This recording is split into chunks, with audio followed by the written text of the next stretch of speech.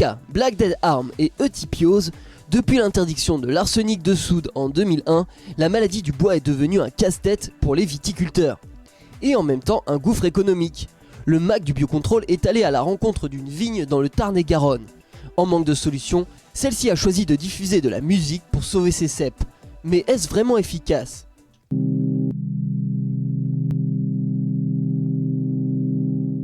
Le vignoble du Chasselas-de-Moissac est réputé mondialement pour ses raisins de table AOP.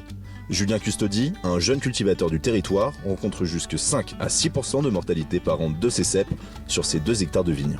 Résultat, en 2018, il a dû arracher 300 souches pour une perte estimée de 18 000 € sur 3 ans. Alors la maladie, on retrouve 2 formes de maladie. La forme lente, où c'est qu'on va retrouver des symptômes sur des feuilles, alors sur 1, 2, 3, 4 sarments, où c'est qu'on va avoir une tache marron avec un rond jaune autour, où c'est que la souche va peut-être tenir l'année, mais dans tous les cas, l'année d'après, il y a grande chance qu'elle meure. Et ensuite, il y a la forme rapide, donc ce qu'on appelle l'apoplexie. Et là, c'est un peu l'AVC de la vigne. Donc, la veille, la souche est en bonne santé. Et le lendemain soir, on commence à avoir les feuilles qui sont retournées. Et quelques jours après, elle est sèche comme la souche qu'on a devant nous ici. Donc, toutes les feuilles sont sèches, les raisins sont flétris, la rafle est sèche. Alors, il y a tout à jeter. C'est au Citevi que Julien a rencontré l'entreprise qui lui propose de tester la génodique, une technique se présentant comme le mariage parfait de la musique et de la biologie. Et si l'idée a pu le faire sourire au départ, il s'est finalement dit « pourquoi pas ?»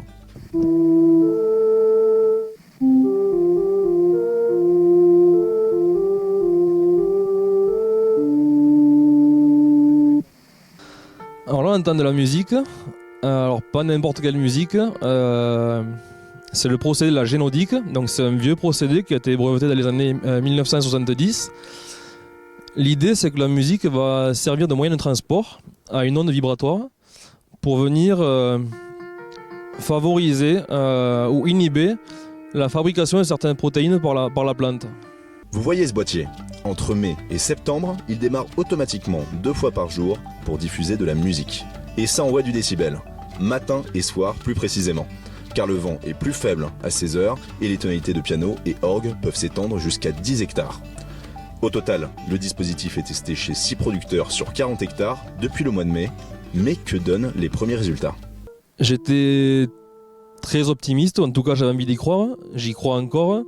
Jusqu'à on va dire fin juillet, la mortalité était plutôt en baisse.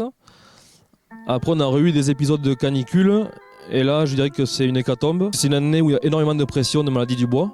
On le voit ici dans l'appellation, mais chez nos voisins, dans le vignoble de Cahors par exemple également. Donc à nous de voir si on aura eu moins de pression quand même sur nos exploitations avec ce système-là. Et puis après, à voir sur le long terme, on ne peut pas s'arrêter sur un an,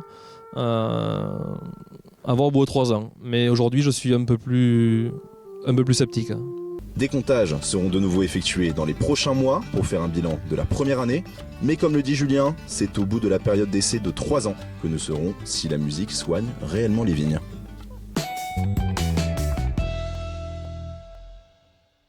Les 1er et 2 octobre prochains aura lieu Cap Agroéco, les rencontres de la performance agronomique à Saint-Bonnet-de-Mur. Conférences, formations et ateliers, cet événement rassemblera les acteurs du monde agricole autour d'une problématique commune.